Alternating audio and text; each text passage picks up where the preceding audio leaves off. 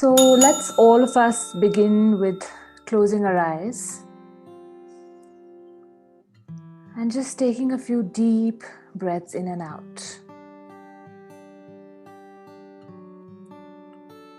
For the next few moments, breathe in through your nose and breathe out through the mouth.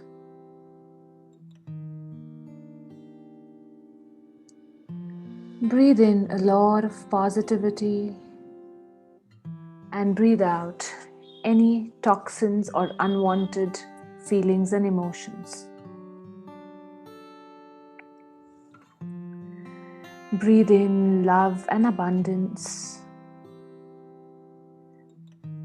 And breathe out anything that could be blocking the flow of that.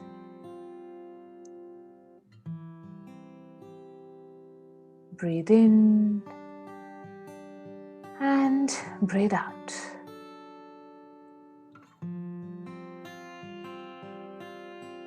And then return to normal breathing.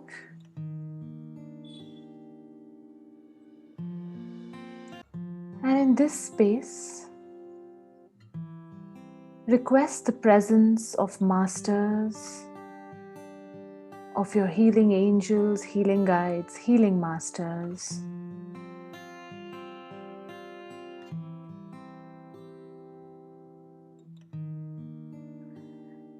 Request for their assistance, for their presence.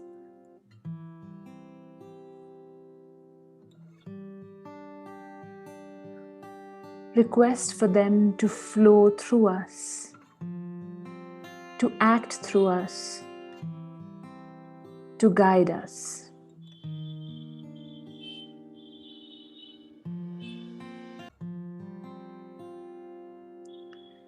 Connecting to the radical consciousness, to your higher consciousness.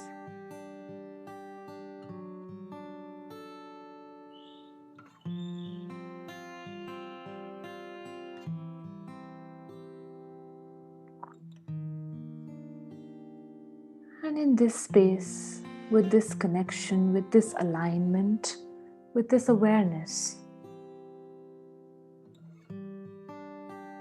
you may slowly and gently open your eyes.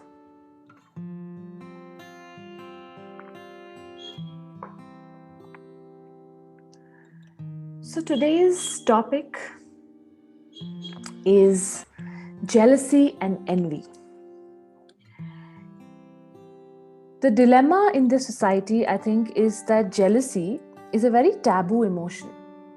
One cannot really admit to being jealous or envious because it's really looked down upon. It's one of those really low emotions. When someone says, "Oh, I am jealous of someone," it's not really taken very well.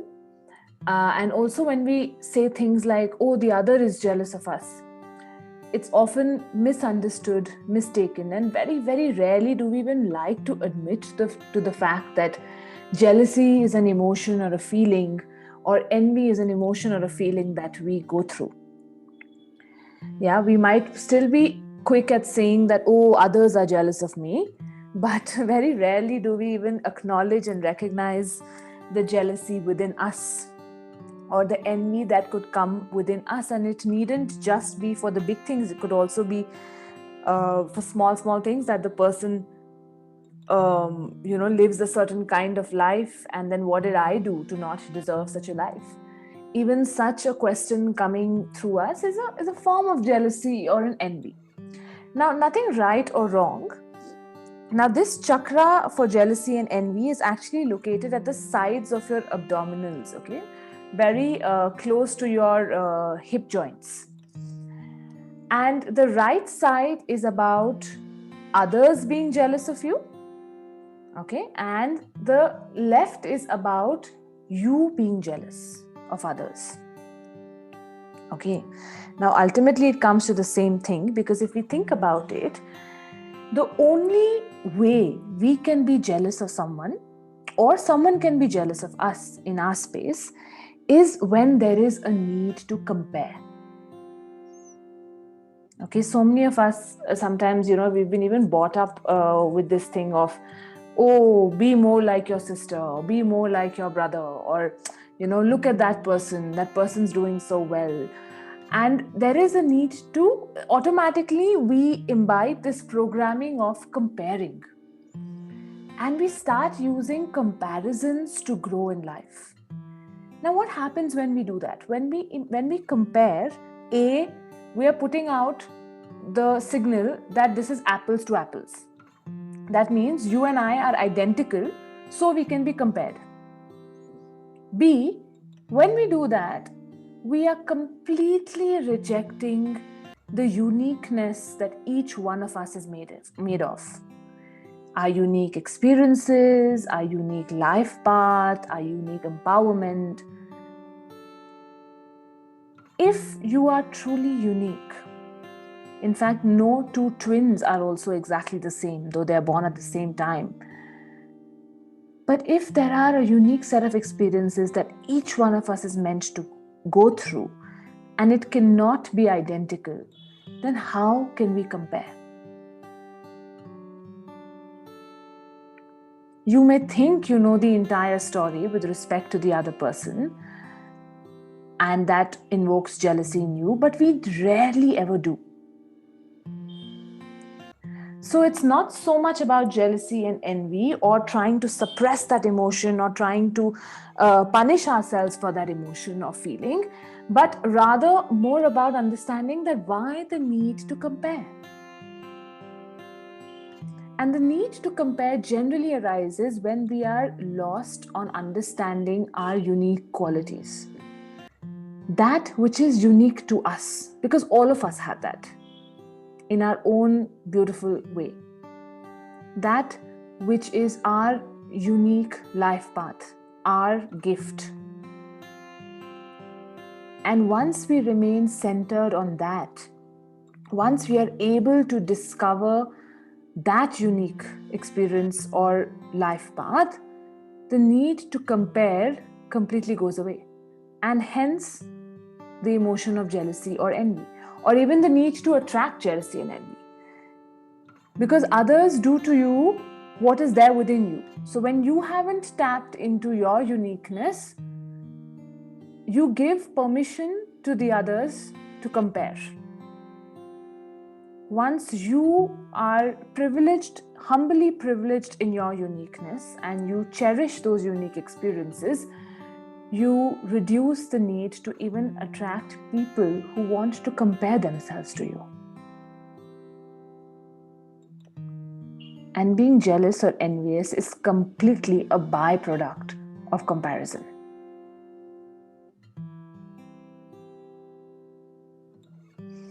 How does it feel when I say this? What's happening? What is the feeling, or what is the doubt anyone wants to ask or share something right now?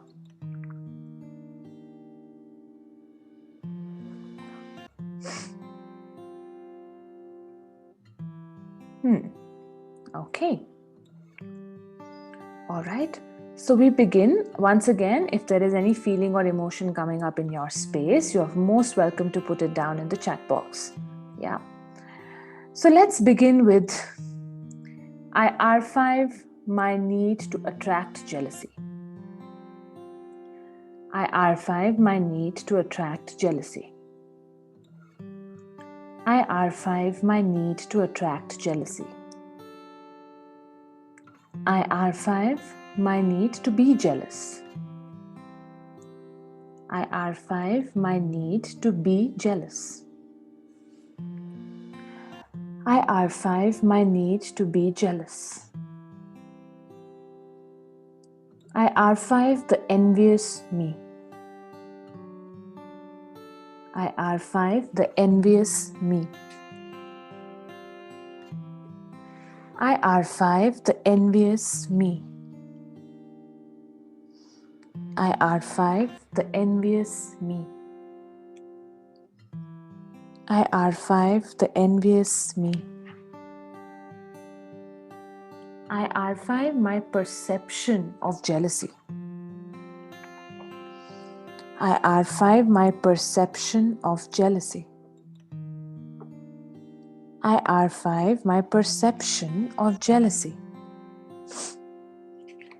I archive my perception of jealousy. I archive my perception of jealousy. I archive my need to compare. I archive my need to compare.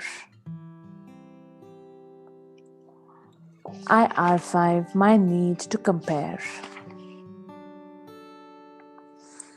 I archive my need to compare. I archive my need to compare. I archive my need to compare. I archive my need to grow through comparisons. I archive my need to grow through comparisons. I archive my need to grow through comparisons. I archive my need to grow through comparisons. I archive my need to grow through comparisons. I archive my need to grow through comparisons. I archive my need to grow through comparisons.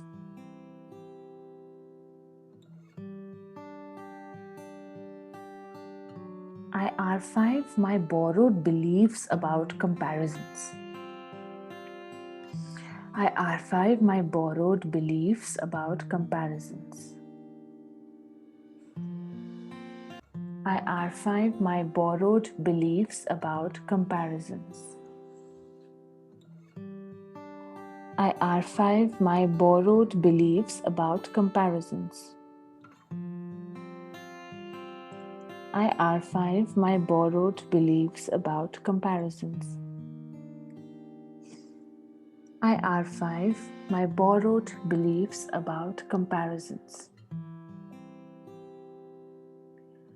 I archive my inability to find the uniqueness in me. I archive my inability to tap into the uniqueness in me. I archive my inability to tap into the uniqueness in me. I archive my inability to tap into the uniqueness in me. I archive my inability to tap into the uniqueness in me. I archive my inability to tap into the uniqueness in me. I archive my reluctance to cherish the uniqueness in me. I archive my reluctance to cherish the uniqueness in me.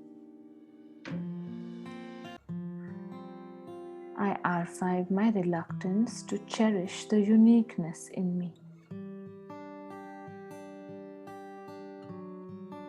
I archive my reluctance to cherish the uniqueness in me.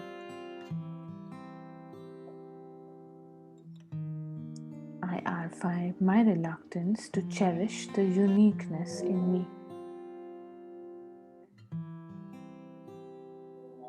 I archive my reluctance to cherish the uniqueness in me.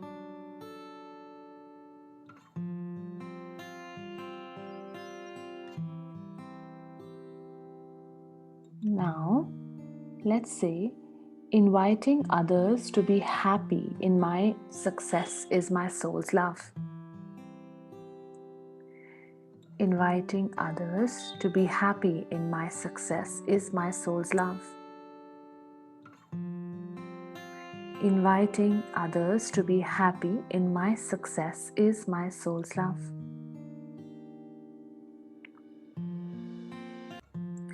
Being happy in others' success is my soul's love. Being happy in others' success is my soul's love. Being happy in others' success is my soul's love. Facilitating the flow of resources for self and others is my soul's love.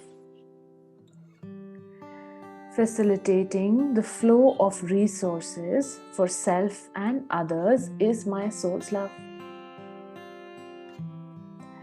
Facilitating the flow of resources for self and others is my soul's love. Facilitating the flow of resources for self and others is my soul's love.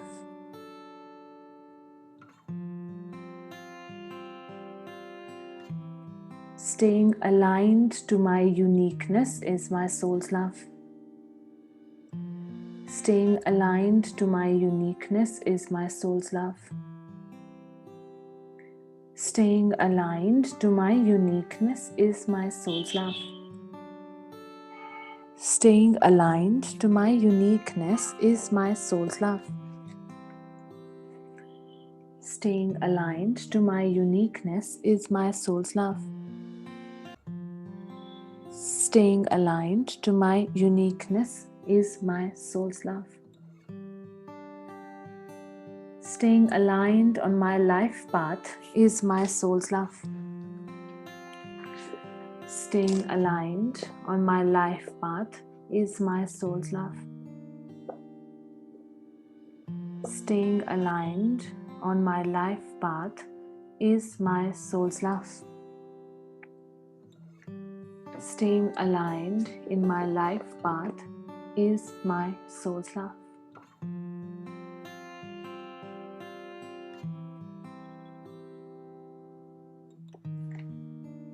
How are we feeling? What's happening? All okay? Feeling settled, or is there some unsettled feeling with anyone?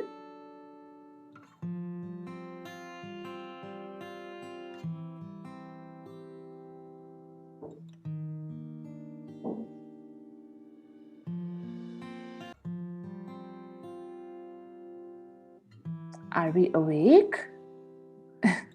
Yes, feeling okay. Okay.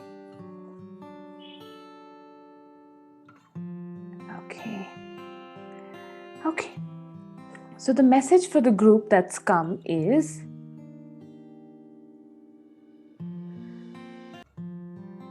walking on my path humbly invites cooperation and celebration of me. Walking on my path humbly invites cooperation and celebration. Walking on my path humbly invites cooperation and celebration. Walking on my path humbly invites cooperation and celebration. Walking on my path humbly invites cooperation and celebration. Yeah, feels good.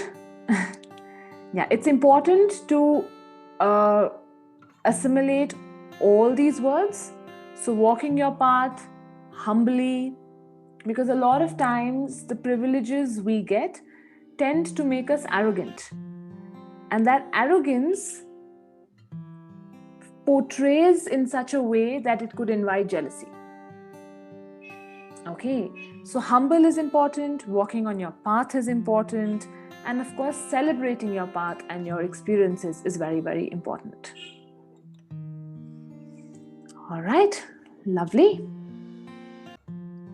So that's it from me. If anyone has any questions, you're most welcome to ask me now or share.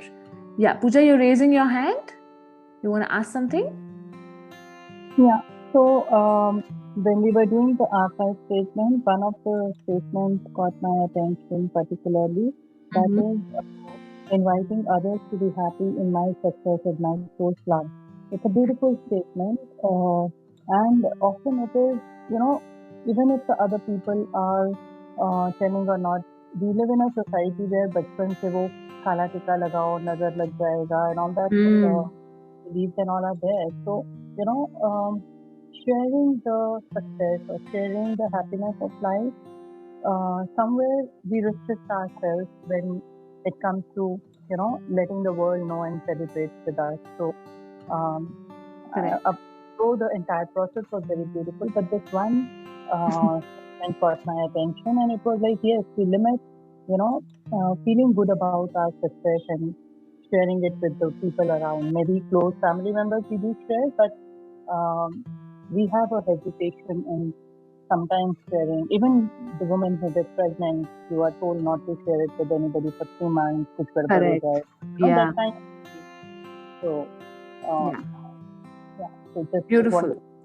Yeah, yeah. No, thanks. That's a great point. It's actually true because a lot of us, yeah, we've grown up with this thing of ki nazar lag jayegi or dusro ko mat batao and all of that. And I think that also comes from a space of, again, like it comes from a space of that there is lack of success or there is lack of happiness. So if you share, to kam ho jayega ya chin jayega, you know, or it will get snatched away from you.